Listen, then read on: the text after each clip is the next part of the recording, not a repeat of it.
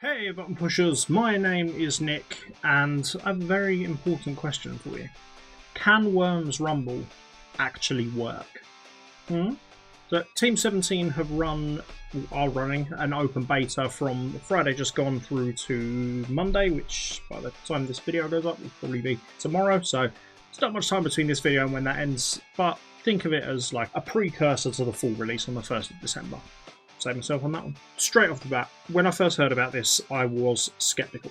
I love Worms games, they hold such a dear place in my little game of heart, but Worms games are turn-based. They've always been turn-based, and as far as I was concerned, they should always and forever be turn-based, and anyone who said anything other is a filthy heathen. However, I do like online shooters, I do like deathmatch games, I do like survival games. So there's a lot here that kind of you smush them together and in theory I should love it. So I always try and keep an open mind and I thought I'd give the beta a go and see exactly what it has in store.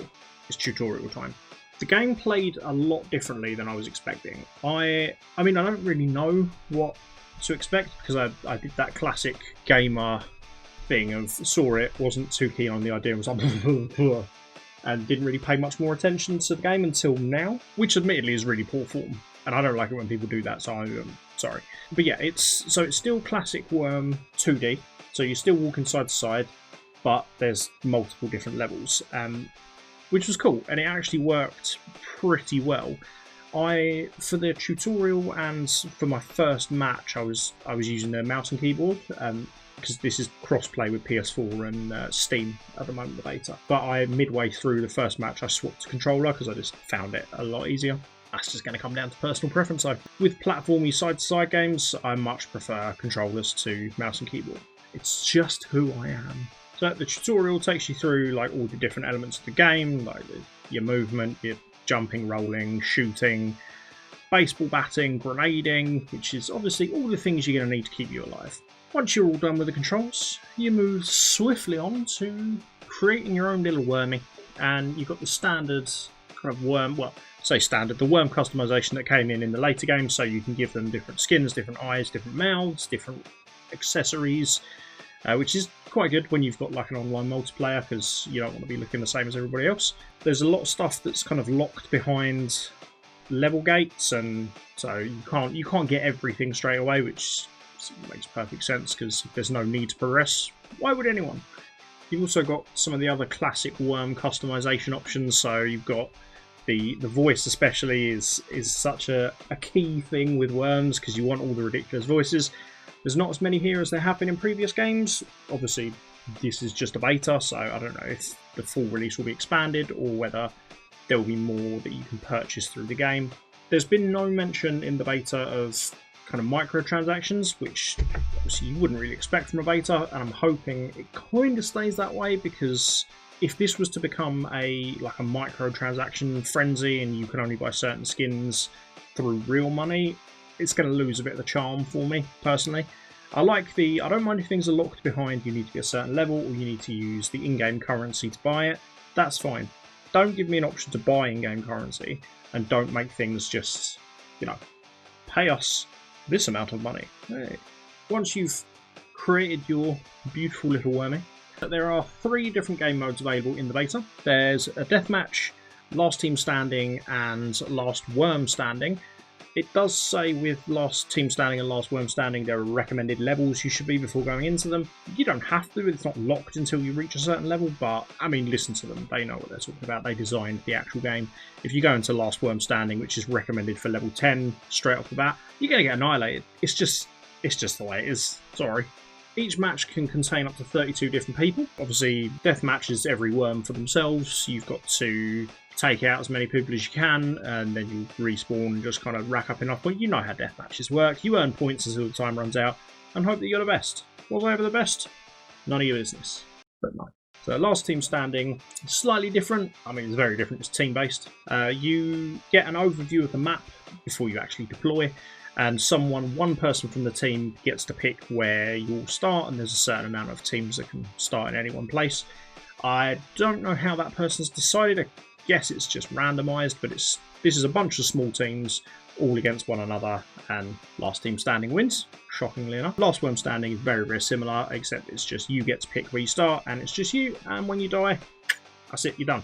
My one problem that I had with Last Worm Standing, and again, this is potentially just because this is a beta, it might improve in the full release, I'm not sure, was the load time between when you get eliminated and when you can jump back into the next game. It's too slow. That's one of the things that Fortnite in particular gets very right. Unless you're playing a ranked match in Fortnite, when you get killed, you can just start a new match straight from there. You don't have to go back to the main menu just to go back again, which it makes a huge difference, especially if you sat down for a little gaming session.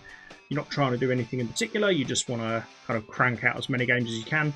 Having to, like, getting killed, going back to the main menu, waiting for that to load, then waiting for the matchmaking to send you into another game. It's not great, especially because with games like Last Worm Standing, it's very easy to just die quickly if you make a few mistakes at the start of the game. So but as I say, beta, it might change. One of the biggest things in it, which I liked a lot actually, was the leveling system. So obviously you earn XP through matches, and that's great. But there's different kinds of XP. So the worm itself, you get XP from the number of eliminations you've done, the damage you've dealt out, and your overall position, which all makes sense. And the higher level you are, the more stuff you unlock. See new cosmetics that you can buy, like new hats, new glasses. When you get to a certain point, you can get new voices, new emotes, and new like backgrounds for your card. But every weapon also has its own XP bar as well. So at the end of every match, you go through a series of different screens. Obviously, you see your placement, you see what XP you've earned as your little wormy, but then it goes through every weapon you've used in that match and gives you XP based on things like, again, eliminations with that weapon, damage dealt with that weapon, and the time you've actually held it. So it encourages you to try out different things, which is nice. It means you're not going to find one thing you like and just kind of stick rigidly to it. So it's quite nice. I like that. That's a good touch. So speaking of the weapons, there's about 9 or 10 different weapons that you get throughout the game. When you spawn, you generally start with either a hand cannon, like a revolver, a shotgun, or an assault rifle. I think they're just random. I don't think you get certain ones at a certain time, like you get a stronger one if you're doing particularly badly. I'm pretty sure that's just random. And there's some of the classic worm weaponry in there. So you've got a sheep launcher, which has always been one of my favourite things in the world. And also you've got the grenades as well. And I was very happy to see that not only is the banana bomb in this, but also the holy hand grenade, which is, I mean, it's the greatest weapon in any video game ever conceived. And if you disagree, fight me. Obviously, this beta is ending 8 AM GMT Monday, so tomorrow. So not much time to jump on the beta between seeing this and then. Hopefully, if you have seen this and you didn't realise the beta was running, you can jump on and get some time in. It's Sunday, go wild. But yeah, I enjoyed this, and actually, I have been proven wrong. And you know what? I think this could work. I really do. As long as the full game doesn't end up being like a microtransaction shitstorm, then this could be a lot of fun. A lot of fun. So the full release for this is set for December 1st, and it's coming to PC, PS4 and PS5. So as far as I know, there aren't any plans to bring this to Xbox. That might change further down the line, but for now, nope. All the P's, none of the X's. So, if you want to check out the beta for yourself, then the link to the Steam page is in the description. Obviously, again, also available on PlayStation. Thank you very much for watching. If you've enjoyed this video, then why don't you go ahead and the like button. The worm that's proved Nick wrong, that is the subscribe button. Make sure you that bad boy. And until next time, love you, bye.